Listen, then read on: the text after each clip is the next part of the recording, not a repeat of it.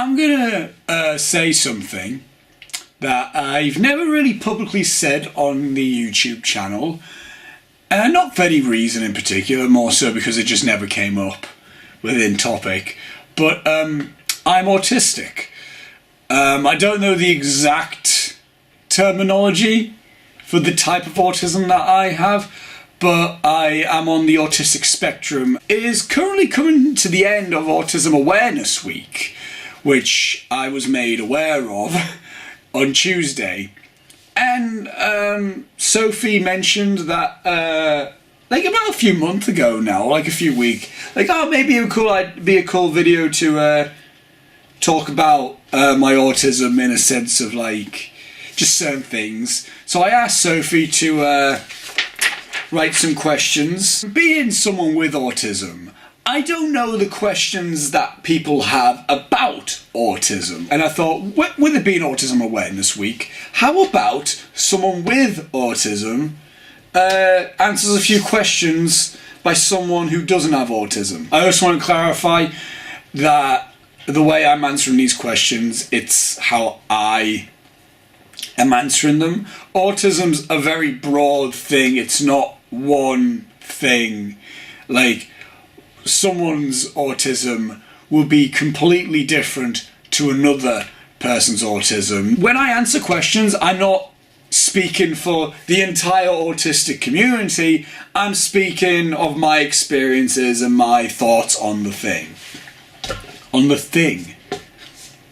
Not the John Carpenter film. So the first question Sophie wrote down was, how old were you when you were diagnosed with autism? I don't know the exact age I was, but I was diagnosed young. And I think my mum would know this, but keep that in mind, that's how young I was when I was diagnosed. I can't remember when I was diagnosed, but I would have been about, I think I was 3 or 4, or maybe 5, I think I was 4, I can't remember. Back then, that would have been in like 1999 time, because I'm 23 this year, so being diagnosed when I was about 4-ish, my mum would know the exact age, but it was around about that age. That would have been, I don't know, not that common, in a sense. A lot of people weren't aware of autism back then, certainly not as much that are aware now. The second question was, what was it like growing up with autism? How at school? Well, the simple answer I can give to that question is what was it like growing up with autism? Growing up with it, I didn't really know that I was autistic. It wasn't a thing that my mum hid, it just was never a thing that came up in conversation, really. And I find with autism, it's never a thing that really affects you as such. So growing up with it, I mean, I had friends like everyone else did. I watched the same type of TV shows or whatever like that. I went to birthday parties. I played with other kids with the football.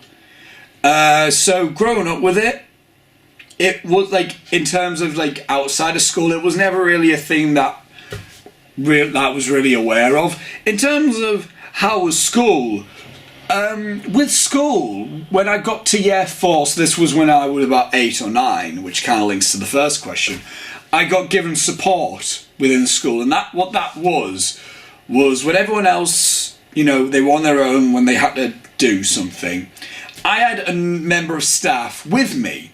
And this went from year 4 all the way until I left school. Not even that, I had support within college, and for the 4 months I was in university. So I've had support since then. And what that is, I had a member of staff with me. They wouldn't help me out, they wouldn't tell me what to do. But say I didn't quite understand the times tables, like the 3 times tables, I would have had support there. So I could have someone that I would feel comfortable to ask questions to. And I'll be like, or like to clarify what I need to do. So I might be aware that 3 3s is 9, but I would need to clarify to someone That might not be the teacher, because the teacher might be busy helping other kids out or whatever like that. But I would have support to be like, so 3 threes is 9, because if you do 3 plus 3, it's 6. And if you do another 3, add another 3, that's 9. Am I right with that? And they would confirm it. And also bouncing off that with how was school leading on to secondary school. Within secondary school, there was a unit. There was an autistic unit. So within that, I had the option that during break times and lunch times, I can go into the unit to have my lunch, my break. And there'd be other children there with autism. And that's how I was able to be exposed to other types of autism, because I didn't really know what autism was. So that was like kind of like an experience there to be like, oh, autism's a range of different things. But that was also within school. There was like a unit for autistic children to go to kind of calm down if they were getting stressed out. The third question is, how does your autism affect you? For me, that's an interesting one, because I don't know as such how it affects me. I think the ways that I can say how autism affects me is that I'm incredibly shy within new situations. So if you put me in a place with people that I'm familiar with, doing a thing that I know what to do, I'm incredibly comfortable. I can be really talkative and I can be really sociable. But if you put me in a completely new place for the very first time with people that I have no idea, that I don't know who they are, and doing something that I have no idea what to do, I'm gonna be really uncomfortable. But like, I'm gonna like be really inclusive and shy, and I'm gonna I'm not gonna have a panic attack, but my mind's gonna go a mile a dozen, like what, like oh no. It's gonna be somewhat like that. Maybe not too, like it never gets to the extreme of actually having a panic attack, but it does get to a stage where I'm not scared, but I'm kind of worried in a sense, because I'm like, oh, everything's very new and I don't know what to do. So I guess that's kind of how it affects me in a sense, and it can affect how sociable I am. But as I've grown up, I've gone a lot more confident with myself.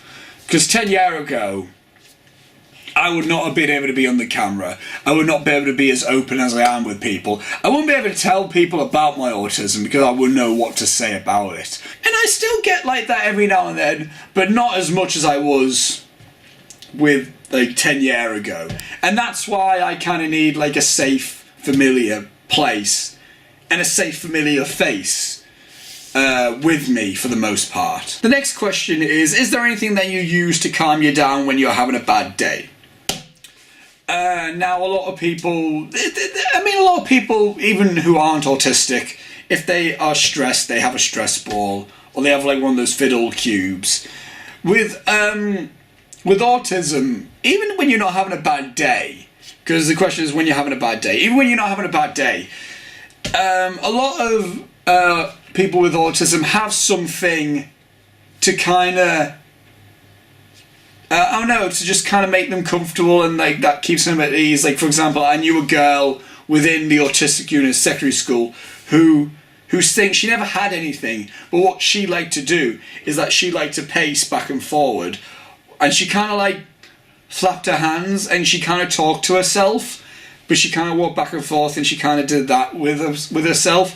With me, it's this. It's a peg with what used to be a piece of paper, now it's just a piece of plastic because it's more sturdy. And I literally have it like this, and I do this with it. That's what I do. And I've had this, not this exact one, I've been doing this with a peg and a piece of paper since I was about 5 or 6. it keeps my hand busy, and it keeps my mind going. I would say this was a part of a reason of how I've been able to keep a creative mind, because this just helps me with a good creative flow. It's kind of the easiest way, because even I don't know really how to explain this. The easiest thing that I can explain is this is kind of like my key to my imagination, in a sense. And then I do this, and then I'm off, and then I'm in my own world sometimes, or even when I'm when I'm with Sophie. Like, I usually grab it, and like even if I'm just like editing a video, or if I'm watching a video or something, I do this. I'm just there doing this. I don't use this when I'm just having a bad day, but I will say this does keep me calm. Again, a lot of different people with autism have their own thing. This is my thing. I've always called it my paper peg, even though now it's not. There's no paper, so I just call it my peg. What sort of reactions have you had when you've told people about your autism? / when people have found out about it? I've never really... When I was younger, when I would tell people I'm autistic, the thing that I would get was people going, "What's that?" They would just be curious, like, "Oh, what's that?" And I wouldn't be able to answer them. I'd be like, "I don't really know." I don't really know. And even to this day, I can't really say what my autism is. Recently, within recent years, when people have found out, or when I've told people about my autism, the usual reaction I get from them is like, "Oh." Not even that really. They go like, "Oh, right." And I've had questions asked about like, "Oh, like how does that affect you?" Which I've answered already. So it's more so curious questions. What are the positive aspects of your autism?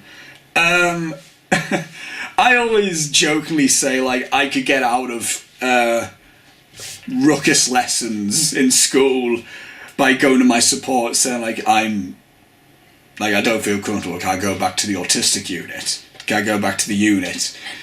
I wouldn't do that on purpose to get out of any lessons. I would always say that when I am uncomfortable in a lesson, and then I would get taken out of that lesson. And in hindsight, I look back and I'm like, that was a positive, because I could be like, "Yeah, I'm stressed, can I go?" And I would go. I don't really look at it in the sense of like, oh, these positive aspects. I guess positive aspects in the sense of like, I've been able to get support to help me within lessons. But again, I don't really see that really as a positive.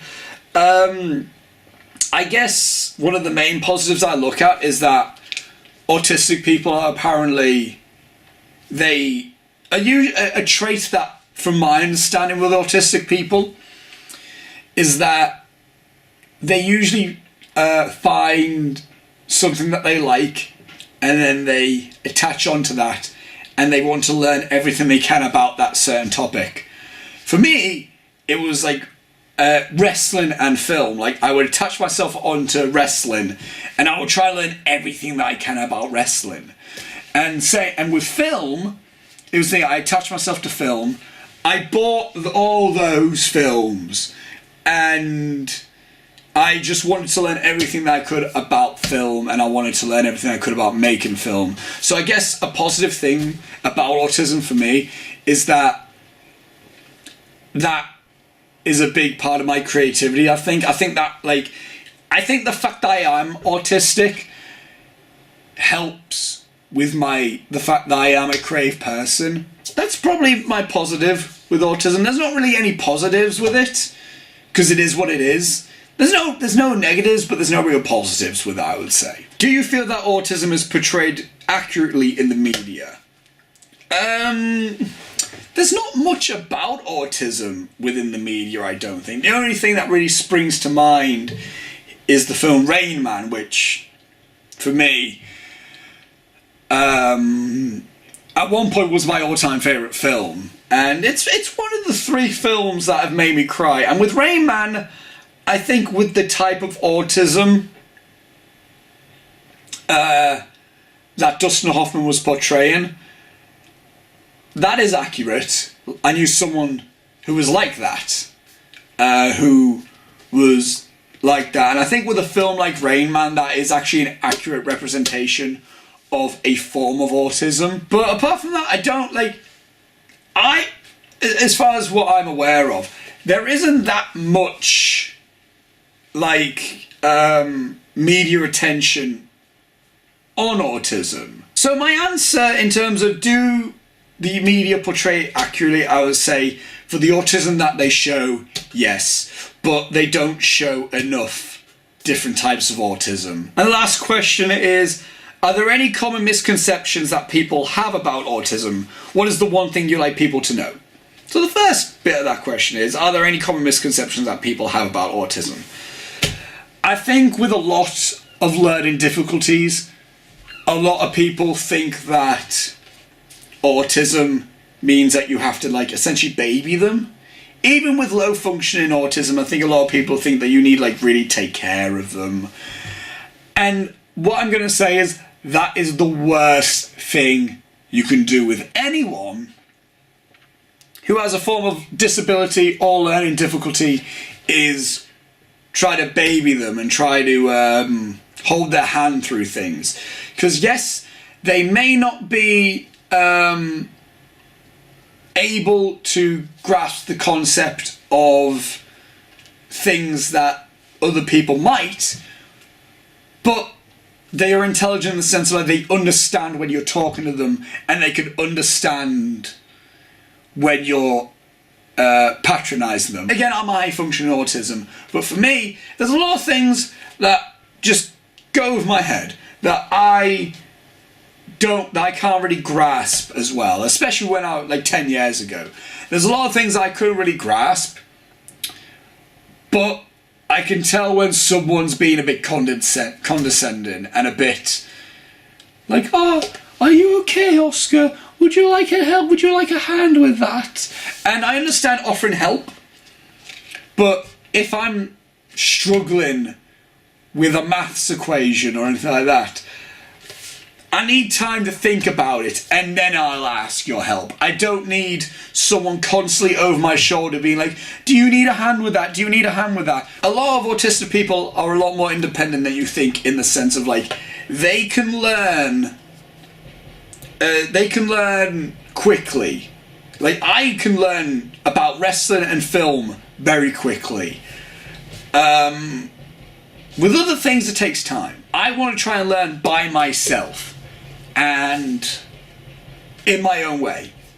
And if I have a question about it, then I'll come to you to ask, am I doing this right? Is this correct? And there'll be a lot of different types of people with autism who are learning, who are trying to learn things, who want to learn things by themselves.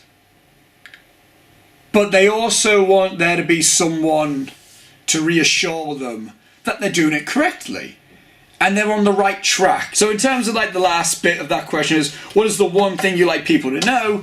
What I would say is this, and I'm talking for myself within this, and probably other people with autism, that don't baby people with autism, but just be aware that if someone's autistic, be aware that they're autistic. Be aware that maybe saying something or doing something or bringing them along to somewhere that might make them a bit uncomfortable. Now I can comfortably walk to the train station, get on the train to Newcastle, get off, and know where to go roughly within the city centre of Newcastle. But about 3 years ago, I wouldn't be able to do that. I would be, like, asking a million questions about, what do I say? What do I say? What do I do? What do I do? What's this? What's this? What's this? Don't get frustrated with people with autism if they're asking a load of questions. Because I sometimes get a bit weary, like, oh, am I asking too many questions? Am I annoying people? Be patient, because they might be asking like 50 questions about something really simple. It may be really simple to you, but they might have never had to do that. And it's something very new to them. So I guess just to round it up, I would just basically say this. Do not baby anyone with autism, but be aware that they might need help with things. Listen to them, because if they are going to you to ask you something, then they're trusting you that you'll help them out. And if you get angry and stressed with them, that's going to do them no good. But if you're calm and patient with them, that's going to help them a lot. And once they know exactly what they need to do, then they're off. They're off and going.